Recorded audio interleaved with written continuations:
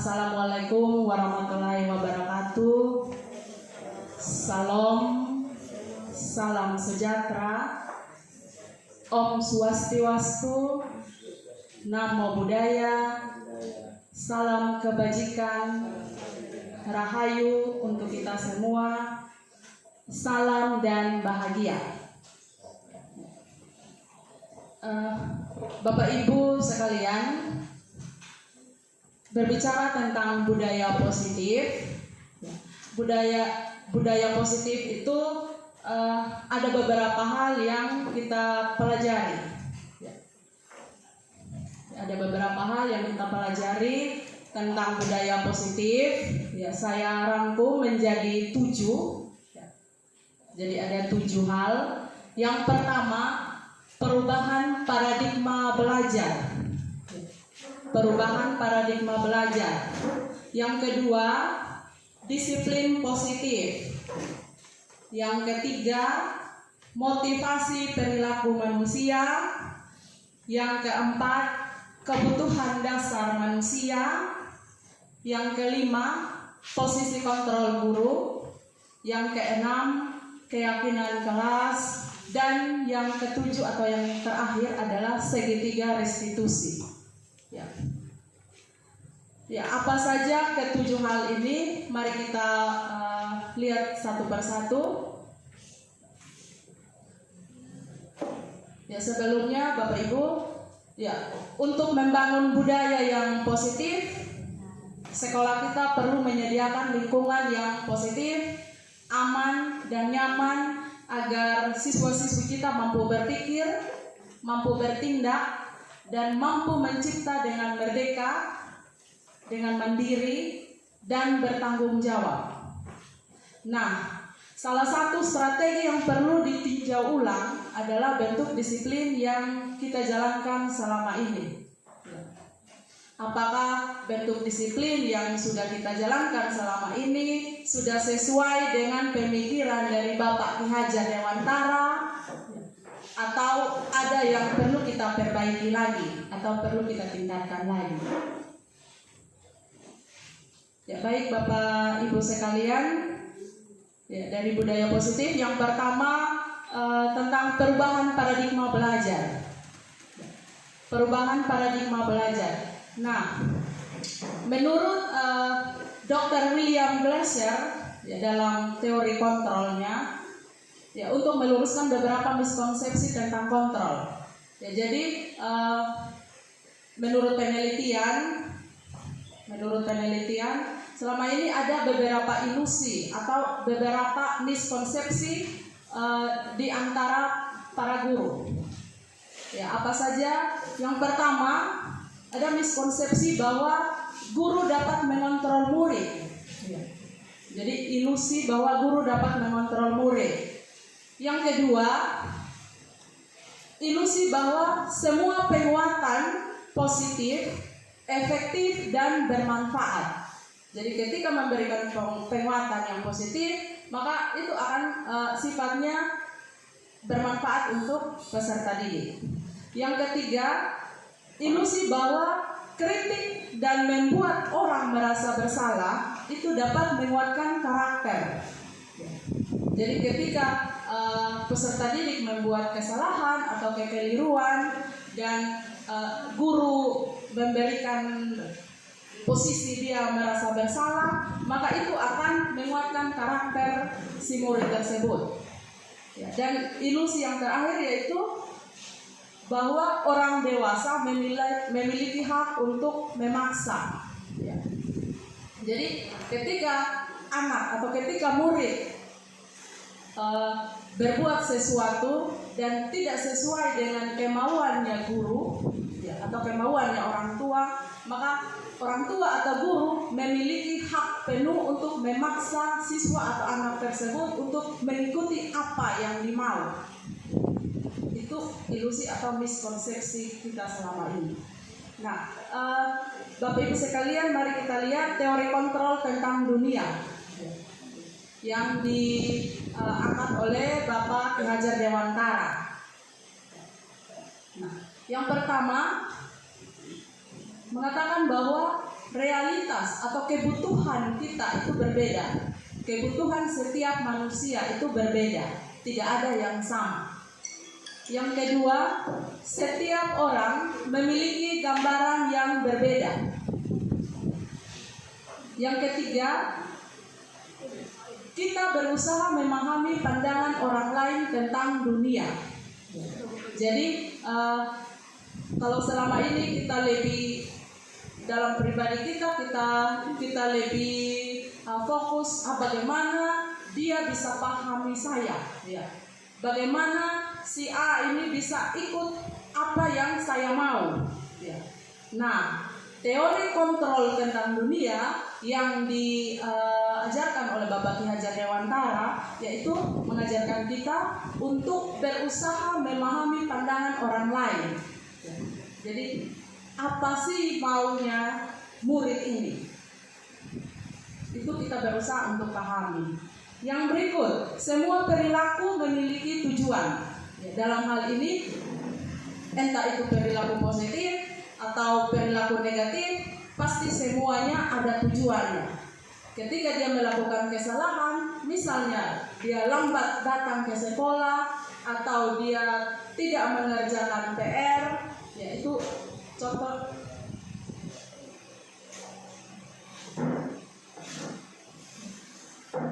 Ketika dia lambat ke sekolah, pasti ada alasannya. Kenapa sampai dia bisa lambat ke sekolah? Mungkin dia masih bantu walinya di rumah, ya, karena dia tinggal dengan wali, tinggal dengan orang lain. Jadi sebelum dia berangkat ke sekolah, ya dia harus bantu walinya dulu. Dia harus mengerjakan pekerjaan rumah. Ya, lambat ke sekolah, lambat mengerjakan PR. Ya. Ini kasus-kasus yang biasanya kita temui di sekolah, ya. Lambat mengerjakan PR berulang kali. Ketika dikasih PR, dia selalu tidak mengerjakannya. Ya. Itu pasti ada alasannya. Ya. Jadi menurut teori kontrol tentang dunia, semua perilaku memiliki tujuan, entah itu perilaku negatif maupun perilaku positif. Yang berikut, teori yang berikut, hanya Anda yang bisa mengontrol diri Anda. Maksudnya hanya kita sendiri yang bisa mengontrol diri kita. Jadi entah diri kita mau jadi baik atau tidak, entah murid itu mau jadi baik atau tidak, dialah yang bisa mengontrol, bukan orang lain. Yang berikut, Anda tidak bisa mengontrol orang lain. Dan yang berikut, kolaborasi dan konsensus menciptakan pilihan-pilihan baru. Kolaborasi dan konsensus. Jadi ketika peserta didik atau murid bisa bekerja sama, maka dapat menciptakan pilihan-pilihan baru, pemikiran baru, dibanding berpikir sendiri. Jadi kolaborasi dalam teori kontrol tentang dunia, kolaborasi itu sangat penting, ya. Sangat penting. Ya, jadi ada istilah, ya, kalau dulu kita kenal, dia itu pintar, ya. Tapi sekarang ada istilah baru, ya. Dalam paradigma baru, kita belajar bahwa pintar sendiri itu biasa saja. Tapi ketika pintar secara bersama-sama, maka itulah yang paling luar biasa. Jadi ada istilah baru. Jadi pintar itu jangan hanya sendiri saja, tapi ketika kita pintar bersama-sama, ketika kita bisa membantu orang lain dan orang lain menjadi bisa atau bahkan lebih hebat dari kita, dalam hal ini murid ataupun rekan kita, ketika lebih baik, lebih hebat dari kita, itu baru luar biasa. Yang berikut, model berpikir menang-menang. Model berpikir menang-menang. Jadi model berpikir menang-menang ini kalau dalam disiplin ya nanti kita lihat lagi ke depan. Ya, saya beri gambaran sedikit. Menang-menang dalam hal ini misalnya ketika ketika murid berbuat kesalahan, kita guru tidak serta-merta membuat dia merasa bersalah atau menghukum dia, tapi bagaimana kita mencari solusi. Menurut pandangan Bapak Ki Hajar Dewantara, bagaimana kita mencari solusi sehingga siswa tersebut bisa menyadari kesalahannya dan memperbaiki kesalahannya, dan dia menjadi pemenang. Dan kita guru yang memberi solusi, kita juga menang karena kita dapat menenangkan dia. Itu yang disebut dengan teori kontrol menang-menang.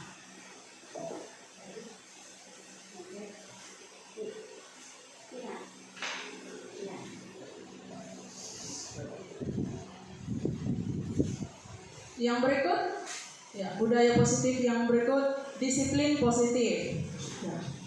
Disiplin positif, kita lihat makna kata disiplin. Kebanyakan orang menghubungkan kata disiplin dengan tata tertib, peraturan, atau kepatuhan pada peraturan. Kata disiplin juga sering dihubungkan dengan hukuman. Padahal itu sungguh berbeda. Karena belajar tentang disiplin positif tidak harus dengan memberi hukuman. Sekali lagi, belajar tentang disiplin positif tidak harus dengan memberi hukuman. Karena itu adalah salah satu alternatif terakhir. Dan kalau perlu tidak digunakan sama sekali. Nah, kita lihat pandangan Bapak KHD tentang disiplin positif. Nah, Ki Hajar Dewantara menyatakan bahwa untuk mencapai kemerdekaan atau dalam konteks pendidikan kita saat ini, untuk menciptakan murid yang merdeka, syarat utamanya adalah harus ada disiplin yang kuat. Nah, disiplin yang dimaksud adalah disiplin diri, atau kita Pak Awan kenal dengan istilah self-discipline, yang memiliki motivasi internal atau intrinsik. Tadi Pak Melki sudah jelaskan kalau motivasi perilaku manusia itu ada motivasi internal dan motivasi eksternal. Nah, yang diharapkan oleh Bapak Ki Hajar Dewantara dari kita ketika membimbing para siswa, mengajarkan para siswa, kita harus menggali atau membuat murid itu mengeluarkan motivasi internal atau motivasi dalam dirinya. Jadi dia melakukan sesuatu karena betul-betul dia meyakini nilai-nilai atau meyakini hal-hal baik yang akan terjadi dalam dirinya. Bukan dia melakukan sesuatu karena dia takut guru. Saya kerja PR karena saya takut Pak Domi akan pukul saya. Mungkin contoh saja. Saya akan kerja PR, tugas prakarya, karena nanti ketika saya mengerjakan dengan baik, hasil karyanya baik, pasti saya dapat hadiah dari Pak Edu. Itu contoh. Nah, itu motivasi yang menurut pandangan Ki Hajar Dewantara perlu kita perbaiki.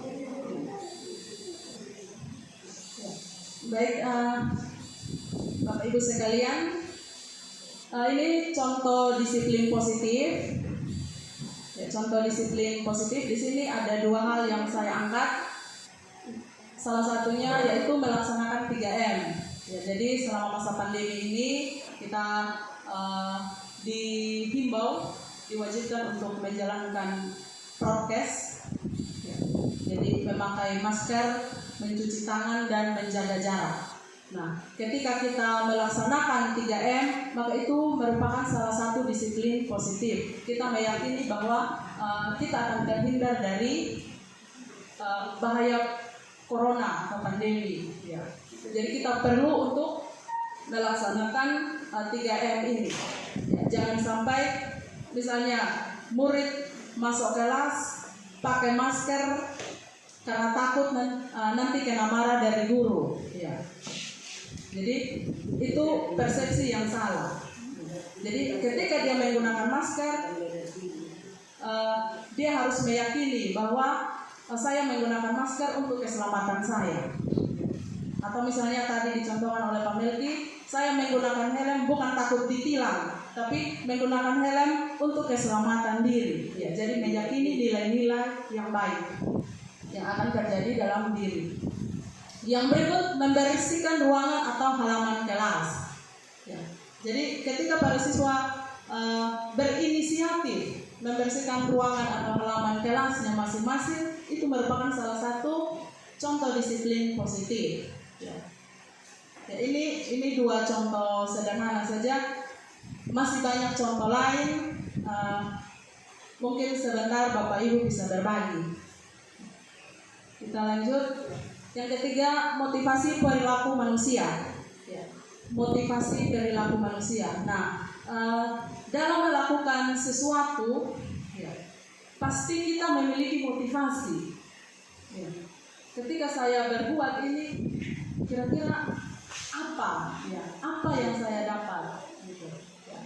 Nah, kita lihat menurut peneliti Dian Gozen, itu dalam bukunya berjudul Restructuring School Discipline, beliau menyatakan bahwa ada 3 alasan motivasi perilaku manusia. Jadi ada 3 motivasi perilaku manusia. Yang pertama, motivasi untuk menghindari ketidaknyamanan atau hukuman. Nah, menurut Dian Gozen, motivasi ini merupakan motivasi yang paling rendah. Motivasi yang paling rendah dari manusia. Jadi ketika dia melakukan sesuatu karena takut dihukum, itu motivasi pertama, motivasi yang paling rendah. Yang kedua, motivasi mendapatkan imbalan atau penghargaan dari orang lain. Yang kedua, motivasi mendapatkan imbalan atau penghargaan dari orang lain. Nah, mendapatkan imbalan atau penghargaan dari orang lain, dia satu tingkat lebih di atas lagi dari ketidaknyamanan atau hukuman. Nah, jadi dia melakukan sesuatu karena nanti ada imbalannya. Kira-kira saya kerja ini, saya dapat apa? Ya. Jadi sudah tanya duluan. Sebelum berbuat, dia tanya duluan. Saya dapat apa setelah saya buat ini atau saya buat itu? Ya. Nah, itu motivasi kedua. Nah, menurut Dian Gozen, motivasi kedua ini masih merupakan motivasi rendah. Ya. Nah, yang diharapkan, motivasi dari kita yang kita miliki, yang kita terapkan, kita kembangkan, yaitu yang ketiga. Jadi untuk menjadi orang yang mereka inginkan dan menghargai diri sendiri dengan nilai-nilai yang mereka percayai. Nah, ini adalah motivasi yang akan membuat seseorang memiliki disiplin positif, karena motivasi berperilakunya bersifat internal, bukan eksternal. Jadi bukan ada pengaruh dari luar, tapi benar-benar dari dalam dirinya. Saya melakukan, saya mau berbuat ini, saya mau mengerjakan pekerjaan ini karena betul-betul saya meyakini saya akan lebih baik, saya akan menjadi yang terbaik begitu. Jadi ada keyakinan dalam dirinya, bukan faktor dari luar, bukan faktor karena dihukum atau bukan karena diberi imbalan. Ya, Bapak Ibu sekalian, ya, tujuan dari disiplin positif adalah untuk menanamkan motivasi yang ketiga, ya, yaitu tentang keyakinan diri, ya, pada murid-murid kita, yaitu untuk menjadi orang yang mereka inginkan dan menghargai diri sendiri dengan nilai-nilai yang mereka percaya. Nah, ketika murid-murid kita memiliki motivasi tersebut, mereka telah memiliki motivasi intrinsik, motivasi internal yang berdampak jangka panjang, motivasi yang tidak akan terpengaruh pada adanya hukuman atau hadiah. Jadi mereka akan tetap berperilaku baik dan berlandaskan nilai-nilai kebajikan karena mereka ingin menjadi orang yang menjunjung tinggi nilai-nilai yang mereka hargai. Ya, pertanyaannya sekarang adalah bagaimana cara kita sebagai guru untuk menanamkan disiplin positif yang positif ini kepada murid-murid kita. Jadi bagaimana cara kita menanamkan disiplin positif? Kita mengajarkan kepada murid kita untuk memiliki motivasi internal atau motivasi intrinsik, motivasi ketiga ini, yaitu menjalankan disiplin positif dengan baik. Itu menjadi bahan refleksi untuk kita. Ya, kita lanjut. Yang keempat, kebutuhan dasar manusia. Nah, tentang disiplin positif, ya ini ada sebuah kasus. Ini sebuah kasus. Ya, kasus ini diajarkan kepada kami waktu pelatihan kemarin, pendidikan kemarin. Jadi saya tuangkan kembali, saya bagikan kembali di sini. Ya. Jadi ada sebuah kasus, Bapak Ibu bisa membaca atau bisa mendengar juga. Ya, jadi ada Ibu Ambar, guru wali kelas 2A di SD Pelita Hati, sedang bingung menghadapi ulah salah satu murid di kelasnya yang bernama Doni. Beberapa anak di kelas 2A telah datang padanya dan mengeluhkan Doni yang seringkali meminta bekal makan siang mereka dengan paksa. Jika Anda menghadapi situasi seperti Ibu Ambar, apa yang akan Anda lakukan? Menurut Anda, kira-kira apa alasan Doni melakukan hal itu? Ya, jadi ceritanya tentang guru wali kelas 2A, Ibu Ambar, yang memiliki seorang siswa bernama Doni. Nah, Doni ini seringkali dia selalu Doni, bukan Domi. Semua pada lihat Ya. Jadi Doni ini seringkali meminta bekal makanan dari teman yang lain secara paksa. Ya. Jadi kadang tidak dikasih, dia minta secara paksa. Jadi teman-temannya mengeluhkan hal ini kepada wali kelas. Nah, pertanyaannya, kira-kira Bapak Ibu di posisinya Ibu Ambar, Bapak Ibu di posisinya Ibu Ambar, apa yang Bapak Ibu lakukan? Dan menurut Bapak Ibu sekalian, kira-kira apa alasan dari si Doni dalam melakukan hal tersebut? Mungkin ada Bapak Ibu yang mau berbagi.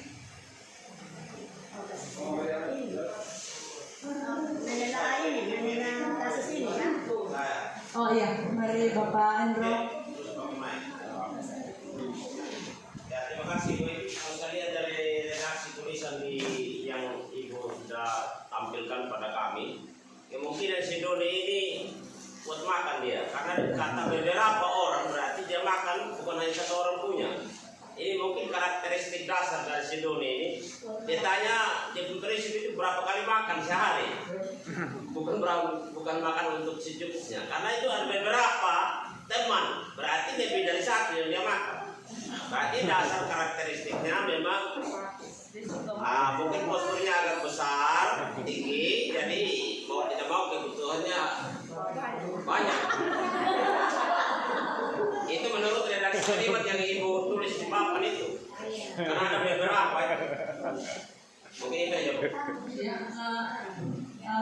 Itu baru alasan ya. Jadi alasannya mungkin karena Doni berbadan besar, jadi butuh makan banyak gitu ya Bapak Endro. Nah, kira-kira Bapak Endro di posisinya Ibu Ambar, maksudnya Bapak Endro sebagai wali kelasnya Doni, apa yang Bapak Endro lakukan? Ya, terima kasih Bu. Ya. Itu tadi saya punya analisis dari kalimat yang tertuang, sehingga saya punya solusi. Saya akan bertanya sama si Doni, kamu kalau makan pagi di rumah berapa kali makan setiap pagi? Itu yang saya tanya pertama. Dan yang kedua, mungkin kepada teman-teman saya juga tidak serta-merta membenarkan mereka. Mungkin karena kamu punya makanan juga, pertama mungkin banyak, lauk untuk makanannya juga mungkin variatif, ya itu tidak salah juga. Kalau mungkin kamu lihat Doni makan nasi kosong saja, kamu berbagi. Mungkin karena selama ini kamu makan tidak berbagi, dia makan seadanya. Itulah yang mungkin juga menjadi alasan kenapa dia teman-teman ini tidak mau bagi kepada saya sedikit. Itu mungkin pemikiran saya. Jadi ada dua hal. Yang pertama, kita berkomunikasi dengan anak-anak yang kehilangan makanan untuk memberikan pemahaman tentang pentingnya berbagi. Yang kedua, kita juga harus memahami jangan sampai ada dua hal pada si Doni.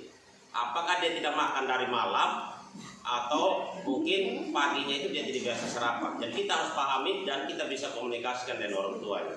Terima kasih. Oke, baik, terima kasih Bapak Endro.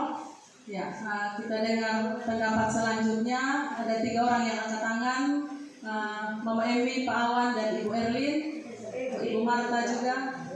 Oh, Bapak Domi, Pak Erwin juga banyak sekali, luar biasa. Ya, saya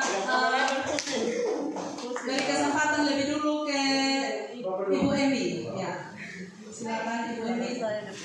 Menurut saya sih kalau saya lihat dari itu seperti main kuadrat. Iya, betul. Supaya bisa kelihatan nih. Baik, terima kasih Devi. Kalau menurut pendapat saya lihat dari konteks di situ tentang kebutuhan dasar manusia, kemungkinan Doni ini kebutuhan akan makannya tidak terpenuhi. Ya, kebutuhan dasar makan manusia di sini dari itu kop di atas ya. Jadi mungkin pagi itu dia tidak makan karena kebutuhan karena kita ini kan sebenarnya alasan dari kebutuhan makannya tidak terpenuhi pagi. Nah, sebagai Ibu Ambar, saya akan memanggil Doni mencari tahu alasan kenapa dia tidak sarapan atau makan pagi. Lalu kalau setelah panggil Doni sudah dia kemukakan alasan, saya akan menghubungi orang tuanya. Kita akan mencari tahu alasan kenapa sampai Doni tidak sarapan atau makan pagi di rumah. Karena di sini mungkin harus ada kerjasama antara orang tua, guru dengan orang tua, harus punya komunikasi untuk sama-sama menyelesaikan masalah yang dihadapi oleh Doni tersebut. Mungkin itu dari saya. Terima kasih. Ya, baik, terima kasih Ibu Emi. Yang ketiga Pak Awan. Ya, terima kasih Berarti. Terima kasih Betty atas kesempatan kepada saya. Saya melihat dari konteksnya pertanyaannya apa yang Anda lakukan. Jadi menurut saya akan mencari tahu, mengobservasi dulu terlebih dahulu kepada si Doni.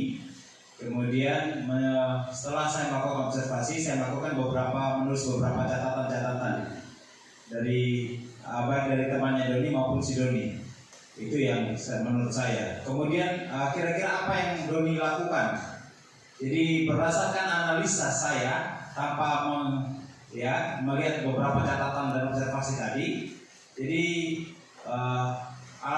menurut saya alasan Doni ya yang pertama kalau dia ini karena beberapa, jadi saya lihat ini kenakalan remaja, kenakalan anak-anak ya yang muncul, itu yang pertama. Kemudian yang kedua, saya melihat alasan Doni lainnya selain dari kenakalan, seperti saya sepakat dengan Pak Indro tadi. Ya, mungkin dia belum makan. Ya, itu ya. Itu yang Doni. Kemudian ya menurut saya yang ketiga, yang alasan kenapa Doni melakukan itu, dia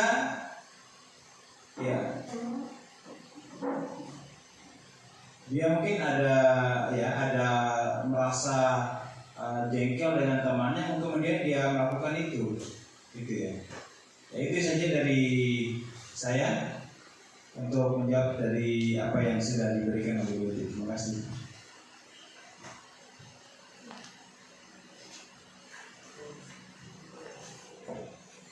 Ya, terima kasih Pak Awan. Ibu Erlin.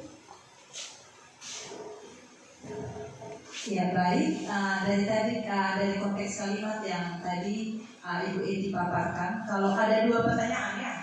Yang pertama alasan kenapa Doni berbuat demikian, dan kedua kalau posisi saya sebagai seorang pendidik apa yang saya harus lakukan. Mungkin yang pertama tentang alasan. Yang pertama mungkin itu tadi kebutuhan dasarnya tidak terpenuhi, mungkin dia lapar ya. Terus yang kedua mungkin ada tipe orang tua yang tidak kasih jajan sama anak, suruh makan di rumah, tapi saya lihat tadi dia baru kelas 2 SD, maunya keinginannya lihat makanan yang lain. Itu saya rasakan di anaknya saya. Ketika saya bilang, namanya kita orang tua mau yang terbaik, jangan jajan sembarangan. Saya bilang bawa nasi saja, nanti mama bawa. Sudah berusaha yang sebaik mungkin beli nugget dan lain sebagainya, tapi selalu dia bawa pulang sama teman-teman dapat ini. Jadi kita sepakat dengan orang tua, kita penuhi tetap makan pagi, tapi kita kasih sedikit supaya tapi dengan catatan kita ingat jajan yang bagus, jangan yang di sembarangan, beli yang di dalam sekolah, di kantin sekolah yang sehat gitu ya. Nah itu. Terus jika saya sebagai guru, pertama mungkin saya panggil Doni secara pribadi, saya tanyakan kenapa Doni berbuat demikian. Mungkin ada alasan supaya tahu apakah memang tidak dikasih makan atau dia ingin jajan, atau itu seperti tadi yang Pak Wan bilang dia ingin menunjukkan. Saya menjawab ini berdasarkan pengalaman juga. Jadi kalau saya lihat sikap saya sebagai guru kalau melihat anak dalam posisi melakukan tindakan seperti ini, yang pertama tentu saya pada anak. Sebagai wali kelas pasti memahami anak, karena dia kan anak wali kita. Jadi kita panggil, tanya dulu pasti. Kalau saya tanya dulu, Doni, kau ini ternyata suka makan ya? Pasti kan begitu. Nah kalau ketika dia menjawab bahwa saya suka makan, saya akan bilang, begini, ibu ada dengar dari anak-anak yang lain bahwa Doni suka ambil makanan teman-teman. Kira-kira itu betul atau tidak? Tentu saya harus tanya dulu. Tidak mungkin pernyataan dari teman-teman saya langsung benarkan, tidak. Saya masih tanya dulu kepada Doni, apa benar hal itu atau tidak? Apa Doni sering mengambil makanan anak teman-teman dengan paksa atau tidak? Tentu saya akan tanya. Kalau dia mengakui itu, tentu saya akan memberi pandangan kepada dia bahwa hal itu salah. Mengambil paksa makanan orang lain itu salah. Tentu itu salah. Pasti saya akan nyatakan bahwa perbuatan dia salah. Kemudian baru saya memberi motivasi bagaimana yang baik kepada Doni, sehingga kedepannya dia memiliki sebuah karakter motivasi dia. Memang kalau suka makan itu baik, pasti saya mesti puji dia juga bahwa suka makan itu baik, sehat banyak. Tetapi cara mengambil makanan orang lain itu pasti salah. Nah, jadi dengan demikian saya juga harus meminta pendapat Doni. Sesudah itu baru saya memberi pendapat saya kepada dia dan juga teman-teman yang lain. Sehingga apa yang terjadi pada Doni jangan terjadi juga pada teman-teman yang lain. Mungkin itu saja sekedar dari saya. Terima kasih. Luar biasa, terima kasih Mama Marta. Padung. Wow, banyak sekali. Padung. Ya, kalau saya mau batasi,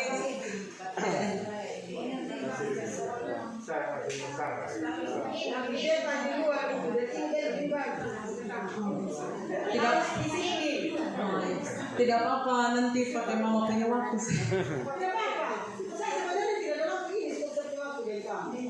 Oke, luar biasa. Terima kasih Mama Pengawas. Ya, terima kasih sekali lagi. Kita lanjut pendapatnya Bapak Edu. Baik, terima kasih. Jadi berkaitan dengan andai kata saya ini Ibu Ambar, maka yang saya lakukan yang pertama hanya dua saja. Jadi saya tidak mengatakan membuat satu analisa mungkin dia itu saya tidak pakai. Yang pertama saya panggil Doni ini. Saya tanya, kami dua sendiri, engkau tadi pagi makan atau tidak? Itu pertanyaan pertama. Yang kedua, kira-kira kenapa engkau bisa minta makan di teman-teman tadi? Jangan sampai beberapa hari ini engkau sering begitu. Setelah dua pertanyaannya saya berikan kepada dia, tindakan selanjutnya seperti Ibu tadi Itu saja Ibu. Terima kasih. Selamat kembali. Berarti ya sama dengan pendapat sebelumnya ya. Ya Bapak Domi, silakan. Terima kasih Bu Eti. Memang ini pertanyaan sangat menarik, membuat kita juga tegang ya. Nah, kita lihat ini sederhana, tetapi kalau kita kaji kalimat demi kalimat, dari semua jawaban tadi ini, saya dapat sangka. Salah satu jawaban tadi yang dilontarkan oleh Pak Endro, mengambil kesimpulan dan vonis Doni, bahwa Doni ini adalah anak yang kuat makan karena badannya besar, tinggi kan begitu. Bahwa kuat makan tidak hanya seseorang, bukan dilihat dari postur tubuhnya. Ingat itu kan? Nah, ingat. Jadi begini, kata kalau kita simak kalimatnya, bahwa anak yang minta makanan oleh Doni bukan pada hari yang sama, tapi kata di situ yang perlu kita simak secara bahasa Indonesia adalah seringkali. Jadi bukan serentak anak-anak itu datang menghadap hari itu dia perlakukan, tapi jauh sebelum itu, mungkin dari hari kemarin, hari ini dan seterusnya itu dia sudah buat. Dan pada hari itu kebetulan anak-anak itu serentak melaporkan kepada ibu gurunya, yaitu Ibu Ambar tadi ini. Nah, jadi sangatlah keliru kalau kita katakan kalau Doni itu badannya besar, tinggi, kemudian dia kuat makan. Tetapi yang perlu kita kaji lebih jauh di sini, kita sebagai seorang pendidik, sebagai seorang guru adalah mengadakan pendekatan dengan penuh kasih sayang. Ingat, budaya positif yang kita bicarakan. Bagaimana budaya positif tadi ini kita perlakukan terhadap anak, supaya anak juga jangan takut dengan kita.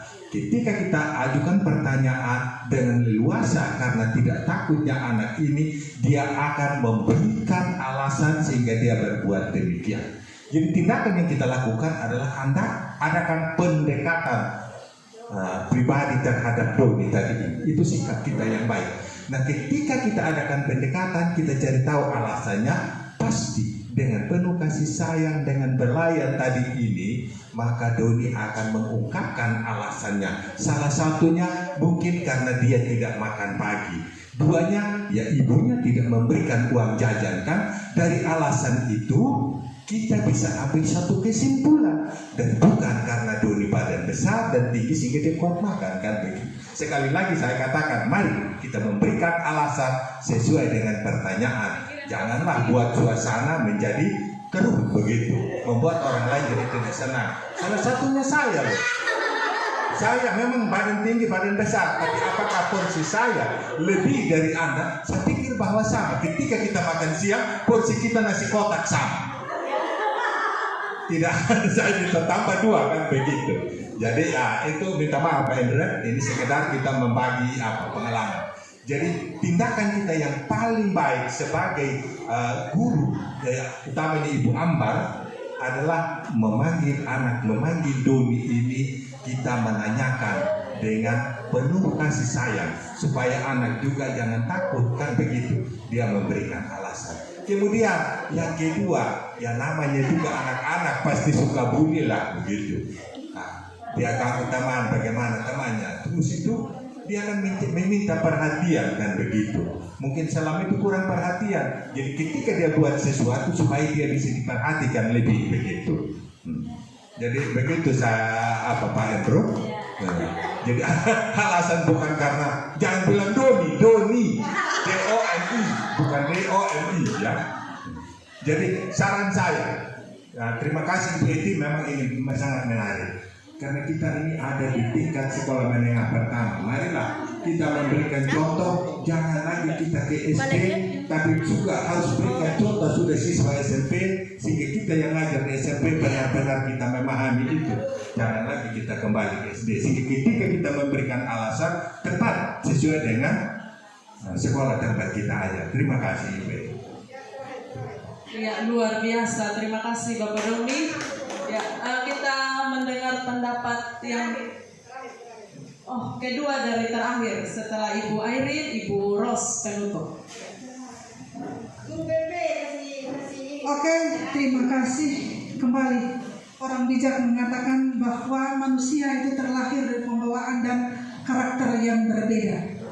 Ketika saya melihat apa yang harus dilakukan Ibu Ambar, yang pertama yaitu nasihat kepada Doni untuk tidak meminta paksa bekal daripada teman-teman, dan yang berikut menyuruh untuk Doni untuk membawa bekal seperti teman-temannya. Yang kedua, mengapa Doni melakukan hal tersebut? Yang selalu sering dilakukan oleh siswa yaitu perhatian. Tidak saja perhatian dari orang tua, tetapi dia butuh juga perhatian, kasih sayang daripada guru. Kebanyakan bahwa siswa-siswa itu butuh perhatian daripada guru. Oleh karena itu, sebijak-bijaknya kita sebagai guru untuk membagi perhatian kepada anak-anak didik kita. Sekian dan terima kasih. Luar biasa, tepuk tangan buat Ibu Airin. Ya, kita dengar pendapat yang terakhir dari Bunda Ros. Permisi itu. Terima kasih atas kesempatan yang diberikan kepada saya. Saya sependapat dengan apa yang disampaikan oleh Pak Domi, dan ditambah lagi dengan Ibu Airin tadi. Juga sedikit saya ada sependapat dengan Pak Endro. Kenapa saya sependapat dengan Pak Endro juga? Karena kita mengutip dari apa yang disampaikan oleh Pak Melki tadi. Kembali ke tujuan dari manusia untuk bisa berkehidupan. Maksudnya dalam kebutuhan bertahan hidup. Tadi disampaikan oleh Pak Melki juga seperti itu. Kenapa? Karena dia memang juga butuh makan. Itu dari sisi bertahan hidupnya. Kemudian yang kedua, apa yang disampaikan oleh Pak Domi tadi, harus ada kasih sayang untuk anak tersebut. Ke arah yang istilahnya dia ini, si Doni ini perlu ada, dia ini istilahnya ada apa namanya, psikologi. Seandainya Ibu Ambar, saya sebagai wali kelasnya, saya akan konsultasi. Ini sering saya lakukan di orang tua murid. Saya sering teleponan kepada orang tua murid itu, kenapa anak saya itu seperti ini. Kenapa saya bilang anak saya? Kalau di sekolah anak saya, kalau di luar anak ibu. Saya kadang konsultasi begitu sama orang tua murid. Saya akan konsultasi kepada orang tua murid, kenapa anak seperti ini. Dan ini Doni masuk dalam kategori tujuan dari kehidupan manusia tadi itu kebutuhan bertahan hidup. Nah, dia perlu makan. Mungkin dia tidak bawa makanan dari rumah, sehingga dia membutuhkan makan. Itu yang pertama untuk kebutuhan hidupnya. Yang kedua karena psikologinya itu mungkin dia di rumahnya itu ada kekerasan, ada hubungan dengan kakak adiknya, sehingga dia mencari peluang lain di luar rumahnya, di luar keluarganya, itu di sekolah. Itu dia ingin cari kasih sayang, sehingga seperti anak itu memberitahukan kepada Ibu Ambar, saya itu salah satu anak bilang, ini Doni begini. Nah, dia setelah dilapor begitu, yang jelas ibu gurunya akan mendatangi Doni. Itu Doni itu dipanggil dan dia senang. Apabila dia dinasihati, ditangkap, dibelai, dia senang. Itu simpulannya bahwa dia memerlukan bertahan hidup. Kedua, dia ingin berkasih sayang karena psikologinya dia. Itu saja. Terima kasih. Ya, luar biasa. Terima kasih Bapak Ibu yang sudah memberikan pendapat. Ya, kita tepuk tangan bersama untuk kita semua. Nah, Bapak Ibu sekalian, mari coba kita lihat. Ya, dari kasus tersebut kita kembali lihat tentang kebutuhan dasar manusia. Ya, kebutuhan dasar manusia. Jadi ada 5 kebutuhan dasar manusia. Yang pertama, kebutuhan untuk bertahan hidup atau survival. Ya. Kemudian yang kedua, kebutuhan untuk diterima. Jadi kebutuhan akan cinta dan kasih sayang. Yang ketiga, kebutuhan pengakuan atas kemampuan atau penguasaan. Ya, itu kebutuhan yang ketiga. Yang keempat, kebutuhan akan pilihan, kebebasan. Kebutuhan untuk kebebasan. Dan yang kelima, kebutuhan untuk merasa senang atau kesenangan. Ya, jadi ini 5 kebutuhan dasar manusia. Nah, pendapat-pendapat dari Bapak Ibu sekalian itu sudah menggambarkan beberapa kebutuhan dasar dari si Doni ini. Ya. Nah, kita lihat, ya. Kita lihat penjelasan satu persatu dari 5 kebutuhan dasar tersebut. Ya, jadi merujuk pada situasi yang sedang dihadapi Ibu Ambar pada kasus tersebut, ya, dalam konteks penegakan disiplin positif, ya, sebaiknya Ibu Ambar itu bertanya atau mencari tahu. Ya, jadi seperti pendapatnya Bapak Ibu tadi, ya. Jadi Ibu Ambar mencari tahu atau bertanya dulu alasan Doni melakukan tindakan tersebut, agar mengetahui kebutuhan mana yang sedang berusaha dipenuhi oleh Doni. Jadi tidak serta-merta dia langsung karena melihat tingkah lakunya Doni, apalagi dengan penyeluhan bersamaan dari teman-temannya, ya, sebagai wali kelas Ibu Ambar langsung emosi, mungkin langsung memberikan hukuman kepada Doni, ya, atau membuat dia merasa bersalah atau sejenisnya. Tapi ya, yang diharapkan adalah mencari tahu atau memanggil dan bertanya dulu, bertanya pada si Doni untuk mencari tahu kebutuhan mana yang sedang dibutuhkan atau yang berusaha dipenuhi oleh si Doni tersebut. Ya. Luar biasa pendapatnya Bapak Ibu sekalian tadi itu sudah menggambarkan atau mencerminkan kebutuhan dasar. Ya, jadi disiplin positif yang kita pelajari itu sudah sebagian besar kita terapkan. Itu sungguh luar biasa. Ya.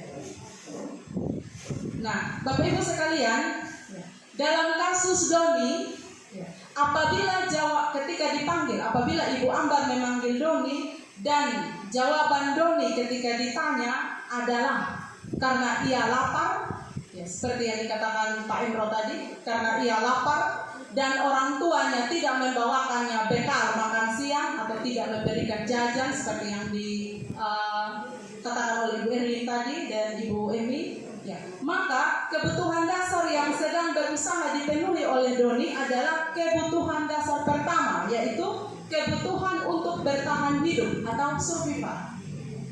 Ya.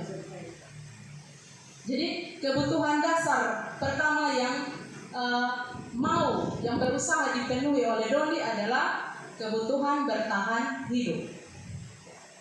Nah, apabila Doni menjawab bahwa alasannya mengambil bekal temannya karena dia merasa senang temannya jadi memperhatikan dia. Jadi dengan merampas bekal temannya, dia punya teman langsung perhatikan dia. Nah, ketika temannya melaporkan tindakannya itu pada gurunya dan gurunya memberitahu orang tuanya, ya, sehingga orang tuanya jadi memperhatikan dia, ya, maka kebutuhan dasar yang sedang dipenuhi Doni adalah kebutuhan akan cinta dan kasih sayang. Jadi mungkin di rumah dia kurang mendapatkan kasih sayang atau perhatian dari orang tuanya, ya. Bisa saja orang tuanya sibuk bekerja di kantor, di kebun atau di pasar, ya. Sehingga anaknya kurang diperhatikan, ya. Mau berangkat sekolah, berangkat, pulang sekolah, pulang, mau belajar, tidak belajar juga terserah. Yang penting orang tua berusaha bekerja mencari nafkah untuk memenuhi kebutuhan sehari-hari. Ya. Nah, dengan hal seperti kejadian seperti itu, maka pasti anak-anak atau murid tersebut, ya dalam hal ini Doni, ya, pasti kurang mendapatkan perhatian atau kasih sayang. Ya, sehingga untuk memenuhi kebutuhannya ini, ya, untuk mendapatkan kebutuhan akan kasih sayang, ya dia membuat kasus seperti tadi. Dengan merampas bekal temannya, ya dia diperhatikan. Kemudian sampai ada laporan ke wali kelas, ya wali kelas memanggil orang tua, ya orang tua datang. Oh ternyata saya punya orang tua ada perhatian juga dengan saya, ya bisa saja seperti itu. Ya, jadi itu kebutuhan dasar kedua. Yang berikut, nah apabila jawaban Doni adalah dia merasa hebat karena temannya jadi takut dengan dia dan menuruti keinginannya. Ya, ketika dia merampas makanannya, ya mungkin bisa saja temannya menangis, mau minta kembali takut, ya, karena dia bentak-bentak. Ya, maka sebetulnya Doni sedang berusaha memenuhi kebutuhan dasarnya, yaitu kebutuhan penguasaan. Ya. Jadi dia merasa bahwa seolah-olah dia sudah berkuasa, memiliki kuasa terhadap teman-temannya. Dan yang berikut, apabila jawaban Doni dalam kasus tersebut adalah bahwa dia merasa bosan dengan bekal makanan yang dibawakan ibunya dari rumah, karena ibunya selalu membawakan bekal yang sama, oleh karena itu dia ingin mencoba makanan teman-temannya yang beraneka ragam. Maka Doni sedang berusaha memenuhi kebutuhannya akan kebebasan atau freedom.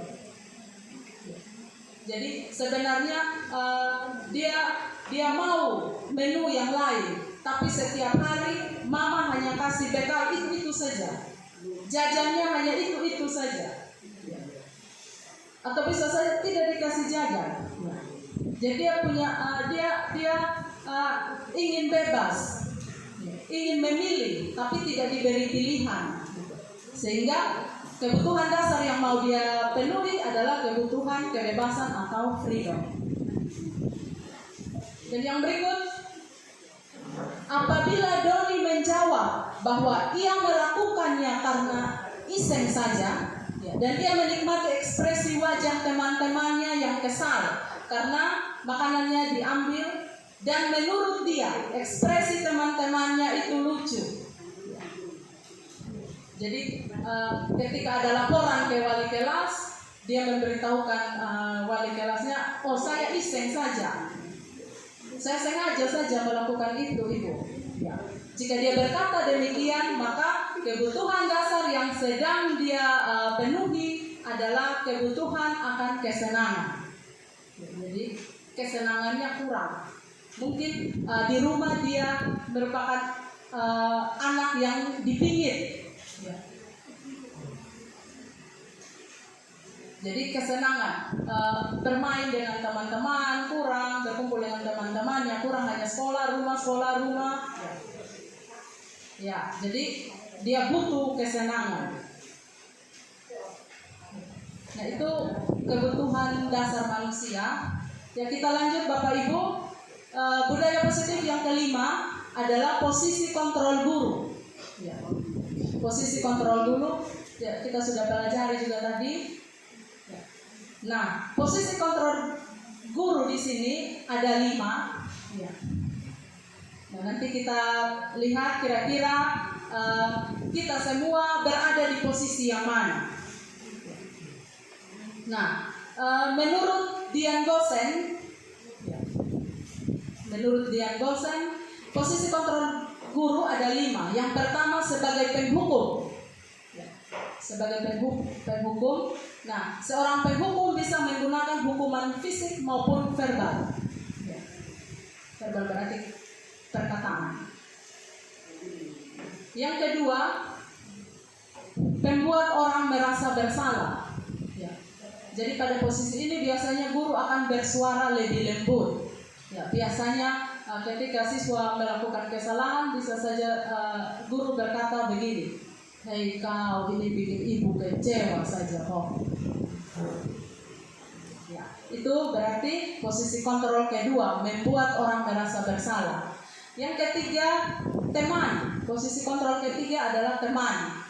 Nah, guru pada posisi ini tidak akan menyakiti murid, namun akan tetap berupaya mengontrol murid melalui persuasif. Ya, dan posisi yang keempat adalah posisi monitor atau pemantau. Ya, jadi memonitor berarti mengawasi. Nah, pada saat kita mengawasi, kita bertanggung jawab atas perilaku orang-orang yang kita awasi. Nah, posisi pemantau berdasarkan pada peraturan-peraturan dan konsekuensi. Nah, ketika siswa melakukan kesalahan, ya pasti kita panggil, kita tanya. Nah, misalnya dia lambat, bagaimana kau bisa lambat? Ya, masih ingat peraturan sekolah, ya, peraturan kelas, ya, tentang disiplin waktu. Nah, jadi itu berdasarkan peraturan dan konsekuensi. Ya, jadi ketika berbuat salah, konsekuensinya apa? Sanksinya apa? Ya. Dan posisi kontrol yang kelima adalah posisi manajer. Ya. Nah, pada posisi terakhir atau posisi manajer adalah posisi mentor, di mana guru berbuat sesuatu bersama dengan murid, ya, berkolaborasi, mempersilahkan murid mempertanggungjawabkan perilakunya, mendukung murid agar dapat menemukan solusi atas permasalahannya sendiri. Nah, Bapak Ibu sekalian, dari 5 posisi kontrol ini, ya, dalam paradigma baru, ya, kita sebagai guru, kita diharapkan kita berada pada posisi kontrol keempat dan kelima. Ya. Jadi sebisa mungkin atau sedapat mungkin kita jangan berada di posisi 1 sampai 3, ya. Apalagi 1 dan 2. Ya. Jadi sebagai penghukum, pembuat orang merasa bersalah, ya, dan teman.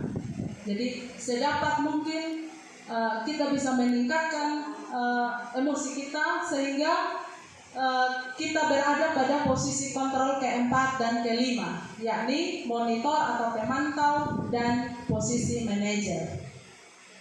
Ya. Jujur saja selama ini dalam penerapan pembelajaran saya berada pada kelima posisi ini.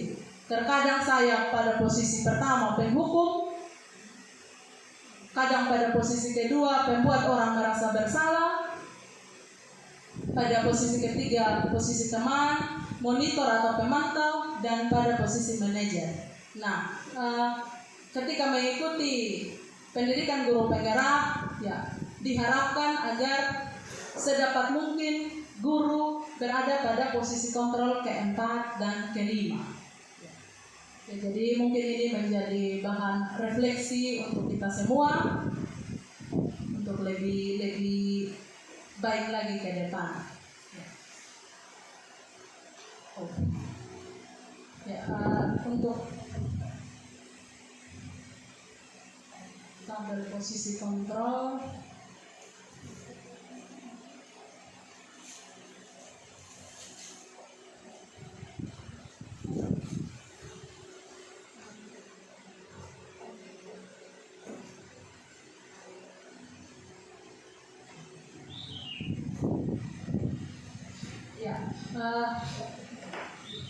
Bapak Ibu mungkin tulisannya agak kecil jadi tidak terlalu jelas, ya saya akan bacakan. Nah, dari 5 posisi kontrol tersebut, ya, misalnya ketika kita menjalankan posisi kontrol pertama sebagai penghukum, ya, biasanya, ya, atau contoh guru berbuat menghardik, menunjuk, menyakiti, menyindir murid. Ya. Nah, guru akan berkata, Hei, kalau kau tidak melakukannya, awas rasakan ini. Nah, itu sebagai penghukum. Nah, hasilnya apa? Ya, hasilnya peserta didik akan memberontak, menyalahkan orang lain, dan berbohong. Itu hasil dari posisi kontrol pertama, yaitu penghukum. Nah, jika dikaitkan dengan dunia berkualitas, pada posisi kontrol penghukum, murid akan meletakkan guru di luar dunia berkualitas. Nah, nanti murid akan berkata seperti ini, biar saja, nanti juga dia marah-marah lagi. Jadi kalau saya buat salah lagi, dia marah lagi.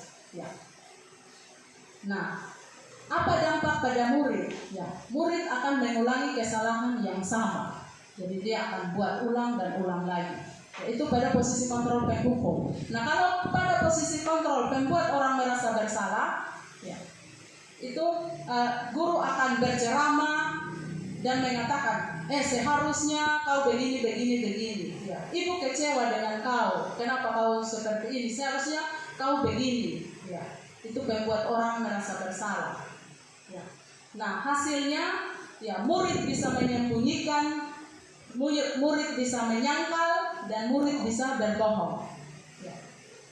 Kemudian pada posisi kontrol ketiga, sebagai teman, guru akan membuat alasan-alasan untuk muridnya. Ayo sudah, kau buat ini demi ibu. Kau tolong dulu, buat ini demi pak. Masa kamu ini tidak mau? Masa kamu tidak mau buat ini? Padahal pak yang minta, padahal ibu yang minta. Ibu minta tolong sama kau. Nah, biasanya seperti itu. Contoh saja. Hasil dari posisi kontrol ketiga adalah ketergantungan. Jadi murid akan tergantung atau anak akan tergantung terus pada guru atau orang tua. Nah, pada posisi kontrol keempat, pemantau. Itu guru akan menghitung dan mengukur dengan berkata, kira-kira apa peraturannya. Ketika membuat kesalahan ini, ingat tidak peraturannya apa, keyakinan kelasnya seperti apa. Nah, hasilnya adalah siswa dapat menyesuaikan diri bila diawasi. Dan kaitan dengan dunia berkualitas, murid akan meletakkan guru dalam peraturan dan hukum di dunia berkualitas. Jadi murid akan mengingat guru tersebut. Dan posisi kontrol yang paling sukses adalah posisi kontrol terakhir, yaitu sebagai manajer. Jadi menghargai diri sendiri. Nah, pada posisi kontrol manajer, guru hanya mengajukan pertanyaan-pertanyaan. Jadi seperti pendapatnya Bapak Ibu tadi, itu sebagian besar berada pada posisi kontrol manager. Jadi memanggil Doni, kemudian memberikan atau mengajukan pertanyaan. Mengapa kau lakukan hal tersebut? Jadi itu berada pada posisi kontrol manager, luar biasa. Nah, hasil dari posisi kontrol ini adalah menguatkan pribadi. Jadi murid tersebut mendapat penguatan. Jadi dia sadar. Dia akan sadar dan dia akan berusaha memperbaiki kesalahan atau kekeliruan yang dia lakukan.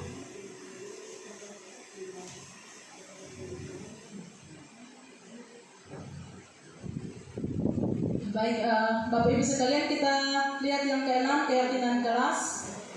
Keyakinan kelas tadi sudah dijelaskan oleh Pak Melki juga.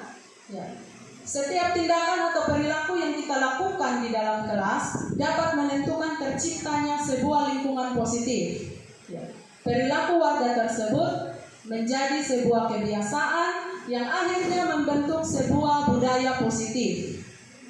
Untuk terbentuknya budaya positif, pertama-tama perlu diciptakan dan disepakati keyakinan-keyakinan atau prinsip-prinsip dasar bersama di antara para warga kelas, baik itu guru maupun murid. Jadi ada kolaborasi antara guru dan murid dalam membuat keyakinan-keyakinan kelas. Nah, keyakinan-keyakinan kelas ini yang akan diterapkan di kelas.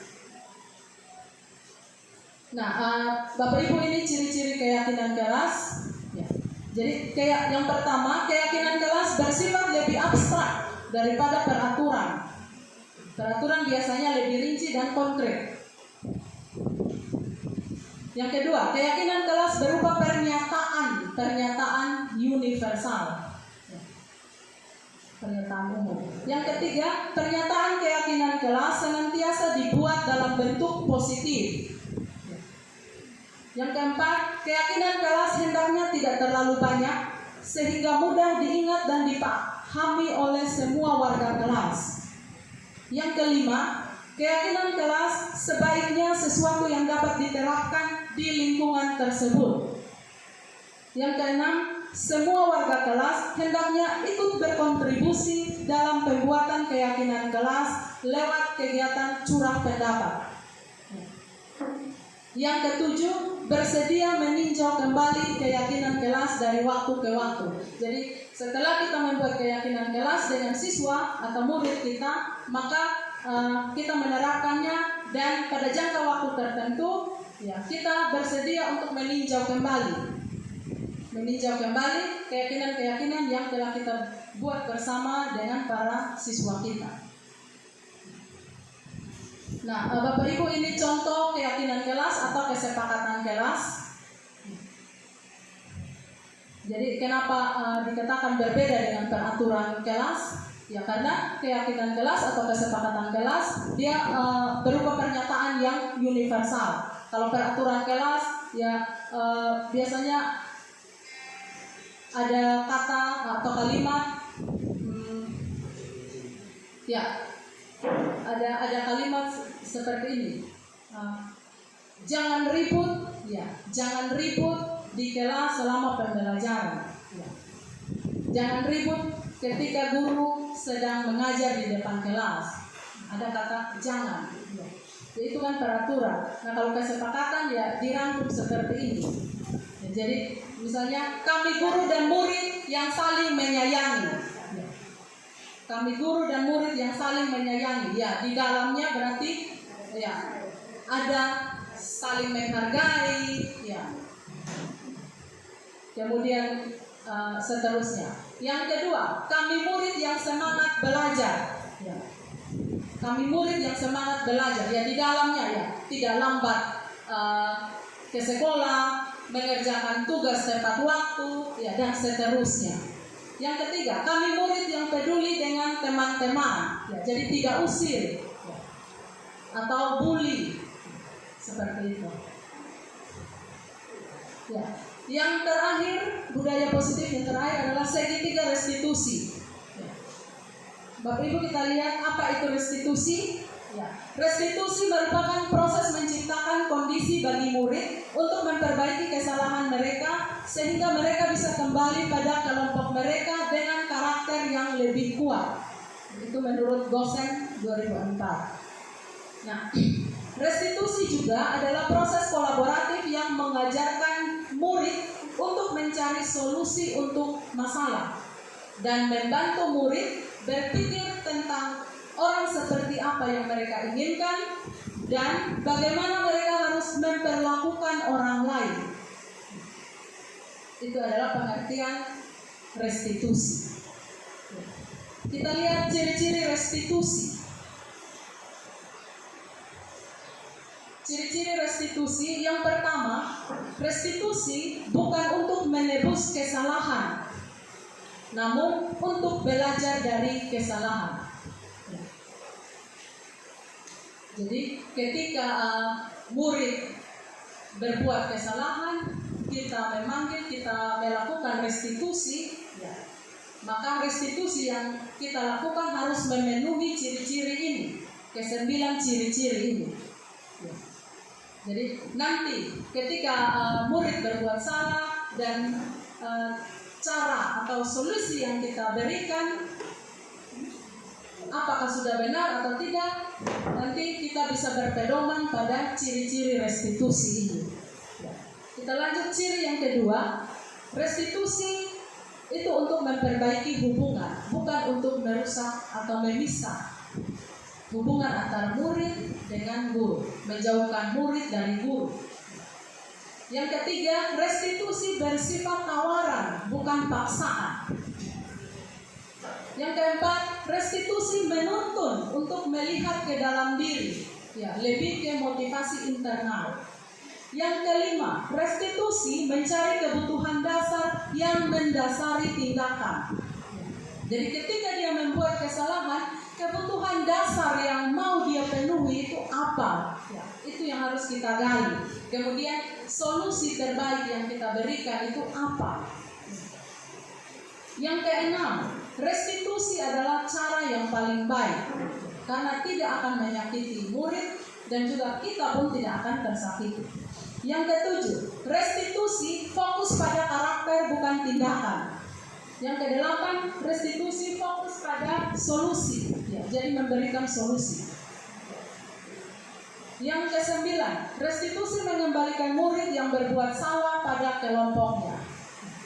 Jadi setelah dia menyadari kesalahannya, dia semakin kuat. Nah, Bapak Ibu sekalian, di sini ada segitiga restitusi. Jadi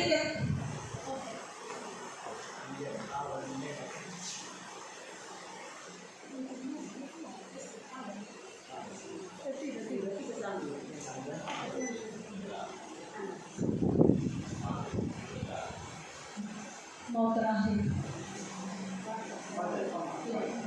Ya, ada segitiga restitusi. Ya, jadi dalam ketika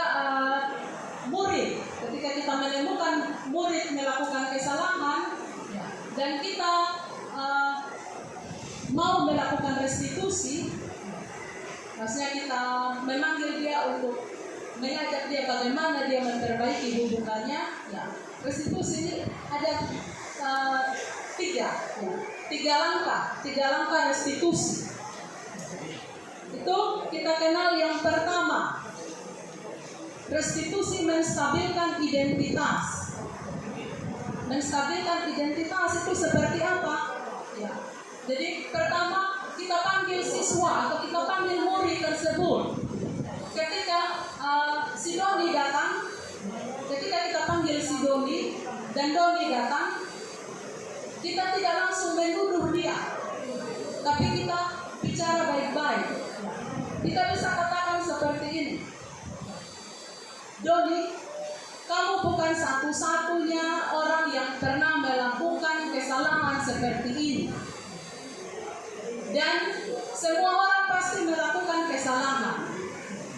Ya, mungkin itu kata-kata pengantar.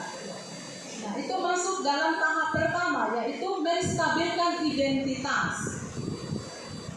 Langkah yang kedua, validasi tindakan yang salah. Validasi tindakan yang salah. Nah, validasi tindakan yang salah, ya, itu guru akan bertanya, Doni, ketika kamu melakukan hal tersebut, pasti kamu punya alasan. Alasan kenapa kamu melakukan hal tersebut. Nah, itu termasuk dalam langkah kedua, yaitu validasi tindakan yang salah. Yang ketiga adalah menanyakan keyakinan. Ya, menanyakan keyakinan. Ya, ini pada posisi manajer sudah. Kalau posisi kontrol guru, ini berada pada posisi manajer. Ya. Jadi guru akan bertanya, kira-kira ketika kamu melakukan hal tersebut, kamu masih ingat nilai-nilai yang telah kita sepakati? Atau keyakinan kelas yang sudah kita buat, kira-kira kamu masih ingat keyakinan kelas apa yang kamu langgar? Ya. Dan Doni akan menjawab. Seterusnya ya guru akan mengarahkan. Ketika kamu melakukan hal tersebut, ya kamu akan menjadi orang seperti apa, ya, dan seterusnya. Jadi guru memberikan solusi. Guru memberikan solusi kepada siswa, dan siswa akan berusaha untuk memahami dirinya, memahami kesalahannya sendiri, kemudian memperbaikinya. Ya. Karena kita ingat kembali bahwa yang bisa mengubah diri kita adalah kita sendiri. Yang bisa mengontrol diri kita adalah kita sendiri. Ya, itu pun terjadi pada siswa. Jadi motivasi internal itu yang harus dikembangkan. Karena ketika kita lebih dominan pada motivasi ekstrinsik, yaitu paksaan, diberi hukuman atau diberi imbalan, atau berada pada posisi kontrol penghukum, teman, ya, atau pembuat orang merasa bersalah, maka pasti murid itu akan mengulang kesalahan yang sama. Ya, jadi sekali lagi untuk praktek restitusi, ya kita diharapkan berada pada posisi kontrol keempat dan kelima, yaitu sebagai pemantau dan juga sebagai manajer. Ya, baik Bapak Ibu sekalian, demikian materi yang dapat saya bagikan. Ya, jika ada kesalahan kata selama pemaparan materi, ya saya sekali lagi dari tempat ini saya mohon maaf. Saya berharap semoga bisa bermanfaat untuk kita semua. Ya, terima kasih. Saya kembali.